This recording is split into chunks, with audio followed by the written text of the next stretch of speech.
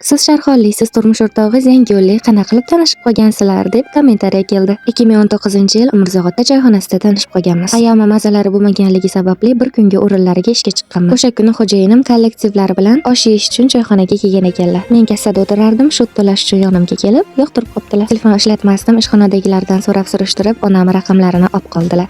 1-2 kundan keyin uydagilarini o'sha choyxonaga sovchi qilib olib keldilar. Bu yoq tarafim rozi bo'lganligi uchun bir oy ichida Andijonga borib non sindirib qo'yishdi. Men 16 yoshimda unashtirildim. 17 yoshimda to'yimiz bo'ldi. Maktabimni 1 yil tamomlashimni kutib turdilar. To'yimiz 2020-yil karantinda bo'lgan, dabdabador bo'lmasa ham, lekin hozir baxtli yashayapmiz. Turmush qurganimizga 6 yil bo'lgan bo'lsa, xo'jayinim biror marta mazam bo'lmay qolgan paytida uyimga jo'natib yubormaganlar. Uydagilari ham biror marta uyingga borib davolanib kel demaganlar. Kerak bo'lsa, shu yerda davolan, uyingga borma deyishadi. Uyim uzoqligi sababli 5 oy 6 oyda zo'rg'a jo'natardilar. Hozir esa 2 oyda 1 oyda borib kelyapman. Uzoqchilikda shunisi yomonki, yaqinlaringiz ko'rgis kelganda darrov borib ko'rib kela olmaysiz. To'y hashamlarda ham 3-4 kunlab qola olmayman. Janoza bo'lib qoladigan bo'lsa, ulgurib bora olmayman. Men 6 yildan beri uydan ko'chaga chiqmayman. Magazinga chiqqim kelsa ham, xo'jayinimga telefon qilib so'rab chiqaman.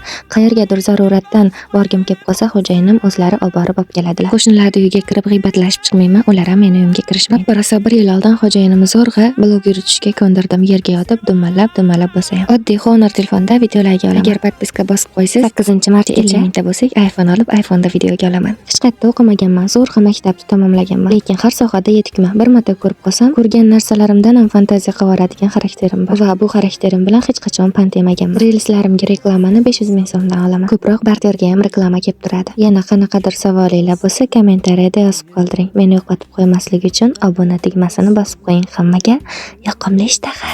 Saçların boynunda darım